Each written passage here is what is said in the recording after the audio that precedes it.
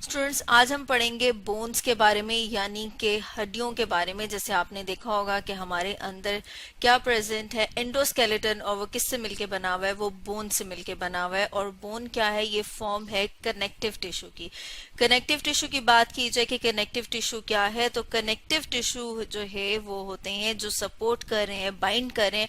और इसमें हम कहते हैं कि जो सेल्स हैं वो एम्बेड हुए हुए होते हैं, मतलब ये कि वो जैसे पिरोए हुए हों मोती या जुड़े हुए हों मैट्रिक्स में, इस तरह से होते हैं कि जो सेल्स हैं वो एम्बेड हुए हुए मैट्रिक्स में। और अगर हम बात करें कि ये प्रेजेंट किस किस में, तो हमें पता है कि ये वर्टिब्रेट्स का एंडोस्केलेटन बना रहे हैं। वर्टिब्रेट्स किन्हें कहा जाता है? वर्टिब्रेट्स उन ऑर्गेनिजम्स को कहा जाता है जिनमें रीढ़ की हड्डी मौजूद हो। और ये हैं क्या, ये लिविंग हार्ट टिश्यू हैं। हम इन्हें लिविंग हार्ट टिश्यू क्यों कह रहे हैं? क्योंकि जैसे हमें पता है कि जैसे जैसे कोई भी ऑर्गेनिज्म ग्रो करता है तो उसके साथ साथ उसका स्केलेटन ग्रो करता है। इसका मतलब ये है कि ये लिविंग टिश्यू है। और इसकी अगर प्रॉपर्टीज की बात की जाए तो हम कहते हैं कि ये रेजिस्टेंट है कंप्रेशन को, मतलब अगर इसे बेंड किया जाए तो ये बेंड नहीं होते, या इसके ऊपर अगर आप वजन डालेंगे तो ये कंप्रेस नहीं होंगे। तो हार्ड टिश्यू है और उसकी प्रॉपर्टीज हम देखते हैं कि ये दो प्रॉपर्टीज हैं। अब अगर हम कंपोजिशन की बात करें कि बोन जो है वो किन किन चीजों से मिलकर बनी हुई है, तो जो बोन है वो हम कह रहे हैं कि वो सेल्स और मैट्रिक्स से मिलकर बनी हुई है। जो मैट्रिक्स है उसको फर्दर डिवाइड कर सकते हैं हम कि वो ऑर्गेनिक और इनऑर्गेनिक मैटर है। अगर हम और इसके तीन हिस्से करें तो उसमें से एक हिस्सा जो है वो ऑर्गेनिक मैटर का है। और ऑर्गेनिक मैटर में फर्दर क्या प्रेजेंट है? कोलेजन फाइबर, जो कि प्रोटीन्स हैं। और प्रोटीन्स क्या होते हैं? प्रोटीन्स जो है वो बायोमोलिक्यूल्स हैं जो कार्बन, हाइड्रोजन और नाइट्रोजन से मिलकर बने हुए हैं। और इसके जो बाकी दो हिस्से हैं वो इनऑर्गेनिक मैटर से मिलकर बने हुए हैं। और इनऑर्गेनिक मैटर में क्या है? ज्यादातर ग्लाइकोप्रोटीन्स हैं। इसके अलावा मिनरल्स और सॉल्ट्स हैं। मिनरल और सॉल्ट में भी हम कहते हैं कि जो कैल्शियम है वो बहुत ज्यादा प्रेजेंट है। और कैल्शियम जो है वो किस फॉर्म में प्रेजेंट है? वो है हाइड्रो ऑक्सी एपेटाइट की फॉर्म में। और उसका ये साथ में केमिकल फॉर्मूला है। कैल्शियम अकेला प्रेजेंट नहीं होता बल्कि साथ उसके साथ फॉस्फेट और हाइड्रो ऑक्सिल ग्रुप, और इसको कहा क्या जाता है? इसको कहा जाता है हाइड्रो ऑक्सी एपेटाइट। इसके अलावा कुछ और आयंस जो हैं वो भी प्रेजेंट होते हैं। वो कौन कौन से हैं? वो सोडियम, मैग्नीशियम, क्लोराइड और फ्लोराइड हैं। कैल्शियम और फॉस्फेट जो है ये जब बॉडी को जरूरत होती है तो इनको दोबारा से बॉडी में भेजा जाता है। किस तरह से भेजा जाता है, उसको कौन कंट्रोल करता है? उसे हार्मोन्स कंट्रोल करते हैं। हार्मोन जो है वो केमिकल्स हैं जो हमारी बॉडी के स्पेशलाइज्ड सेल्स जो हैं वो सिक्रीट करते हैं।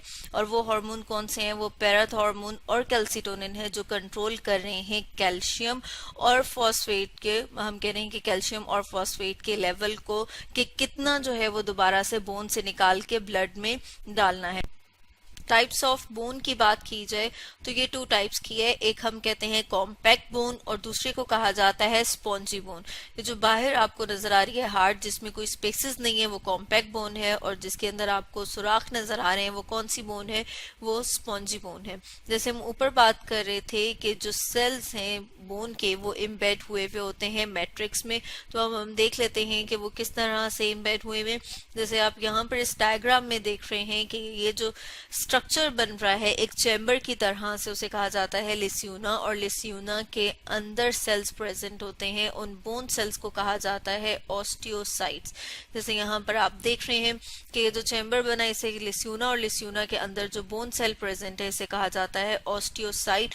और ये हमने क्या बात की थी कि कहाँ पर इम्बेड हुए में? मैट्रिक्स में। और वो मैट्रिक्स क्या है? वो लेमिला। अब यहाँ पर आप देखें तो जो लेमिला है वो किस फॉर्म में प्रेजेंट है? वो कंसेंट्रिक रिंग की फॉर्म में प्रेजेंट है। जैसे आप यहाँ पर देख रहे हैं कि जब एक सर्कल के बाहर अगर फर्दर सर्कुलर फॉर्म में कोई चीज प्रेजेंट है तो वो मिलके कंसेंट्रिक रिंग बना रहे हैं। और जो मैट्रिक्स है वो लेमिला के फॉर्म में आप देख रहे हैं कि वो कंसेंट्रिक रिंग बना रहे हैं। उसके अंदर एक सेंट्रल कैनाल है। और इसको पूरे को सर्कल को क्या कहा जाता है? इसको कहा जाता है ऑस्टियोन। और इसको एक और नाम दिया जाता है जिसे कहा जाता है हेवर्सन सिस्टम। उसके अलावा हम बात करेंगे कि यहाँ पे ब्लड वेसल्स भी प्रेजेंट हैं। ये जो ब्लड वेसल्स हैं ये क्या कर रही हैं? ये ब्लड सप्लाई कर रही हैं। जैसे आप यहाँ पे देख रहे हैं कि ये जो सेंट्रल कैनाल है इसे हम हेवर्सन कैनाल भी कहते हैं। और जो दो सेंट्रल कैनाल्स को कनेक्ट कर रही है ब्लड वेसल उसे कहा जाता है परफोरेटिंग कैनाल। और इसके अलावा जो इस बोन के बिल्कुल बाहर एक लेयर प्रेजेंट है, आउटर लेयर, उसे कहा जाता है पेरीऑस्टियम। ठीक है, जैसे यहाँ पर आप देख रहे हैं। अगर हम बोन सेल्स की टाइप की बात करें तो हमें पता है कि जो बोन सेल्स हैं वो 4 टाइप्स के हैं। जो सबसे पहले है वो कौन से, ऑस्टियोजेनिक सेल्स। ऑस्टियोजेनिक सेल्स हैं वो स्टेम सेल्स होते हैं जो कि फर्दर आगे बोन सेल्स को बनाते हैं। वो कौन से बोन सेल्स को बनाते हैं, उन्हें कहा जाता है ऑस्टियोब्लास्ट। अब ये जो ऑस्टियोब्लास्ट है, आप यहाँ पर देखेंगे कि इसके अंदर इन्होंने शो किया हुआ है कि इसके पास बहुत सारे माइटोकॉन्ड्रिया और एंडोप्लाज्मिक रेटिकुलम है, और इसके पास रफ एंडोप्लाज्मिक रेटिकुलम जो है वो बहुत ज्यादा क्वांटिटी में प्रेजेंट है। जैसे कि हम जानते हैं कि जो रफ एंडोप्लाज्मिक रेटिकुलम है उसके ऊपर राइबोसोम्स होते हैं छोटे छोटे से, जैसे अगर हम यहाँ पे देख लें तो वो बिल्कुल डॉट्स की तरह से होते हैं, छोटे छोटे से। और ये जो रफ एंडोप्लाज्मिक रेटिकुलम है ये क्या करते हैं, ये प्रोटीन्स बनाते हैं। और हम बात कर रहे थे कि जो मैट्रिक्स है उसमें डिफरेंट प्रोटीन्स प्रेजेंट हैं, और फिर ये क्या करते हैं, उनको सिक्रीट कर देते हैं बाहर आउटर इन्वायरमेंट में। जैसे यहाँ पर हम देखें कि ये क्या कर रहे हैं, ये प्रोटीन्स को बना के उन्हें सिक्रीट कर रहे हैं। तो जो ऑस्टियोब्लास्ट हैं वो क्या कर रहे हैं, वो मैट्रिक्स फॉर्मिंग सेल्स हैं। और ऑस्टियोजेनिक सेल्स क्या होते हैं, जो बोन सेल्स को आगे बना रहे हैं। अब ये क्या करते हैं, ऑस्टियोब्लास्ट जो हैं जब ये मेच्योर हो जाते हैं, जब ये मैट्रिक्स बनाना बंद कर देते हैं, तो फिर इसके बाद किस में कन्वर्ट हो जाते हैं, ऑस्टियोसाइट। जैसे आप यहाँ पर देख रहे हैं कि ये ऑस्टियोसाइट्स कौन से हैं, जो बोन के मैट्रिक्स को मेंटेन करें। जैसे कि आप इस डायग्राम में देख रहे थे कि यहाँ पर क्या प्रेजेंट है, ऑस्टियोसाइट प्रेजेंट है जो मैट्रिक्स में इम्बेड हुए हैं, जो फर्दर आगे बोन को हार्ड करें। उसके अलावा फोर्थ टाइप को अगर देखा जाए तो वो ऑस्टियोक्लास्ट हैं। ऑस्टियोक्लास्ट जो हैं वो बोन रिजॉर्बिंग सेल्स होते हैं। जैसे आप इस डायग्राम में देख रहे हैं, यहाँ पर आपको नजर आ रहा होगा कि ये पिछले जो सेल्स हमने देखे थे, ऑस्टियोजेनिक, ऑस्टियोब्लास्ट और ऑस्टियोसाइट, इनमें सिर्फ एक न्यूक्लियर प्रेजेंट है। जैसे आप यहाँ पर देख रहे हैं ये एक न्यूक्लियर है, इसमें भी एक है, और इधर ऑस्टियोसाइट के पास भी एक ही न्यूक्लियर है।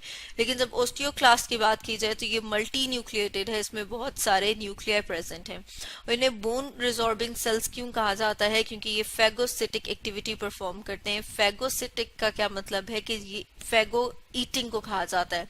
अगर हम बात करें कि ये किसको खा रहे हैं, मतलब ईटिंग, खाना किसको खा रहे हैं, यहाँ पर जो वर्न आउट प्रोटीन्स हैं, जैसे हम कहते हैं कि बहुत सारी प्रोटीन्स जो हैं वो सिक्रीट कर दी जाती हैं मैट्रिक्स में, तो जो वर्न आउट प्रोटीन्स हैं या फिर जिनकी जरूरत नहीं है या जो खराब हो चुकी हुई है, ये उनको दोबारा से रीअब्जॉर्ब कर लेता है, खा लेता है। इसीलिए जो ऑस्टियोक्लास्ट हैं इन्हें बोन ब्रेकिंग सेल्स कहा जाता है, और जो ऑस्टियोब्लास्ट हैं इन्हें बोन फॉर्मिंग सेल कहा जाता है। तो जो बोन की शेप को मेंटेन करते हैं वो भी ऑस्टियोक्लास्ट है। मतलब जब बोन को दोबारा से रीअब्जॉर्ब करके उसकी शेप को अटेन किया जाता है, उसमें ऑस्टियोक्लास्ट का बहुत इंपॉर्टेंट रोल है। तो स्टूडेंट्स, आज हमने पढ़ा बोन्स के बारे में।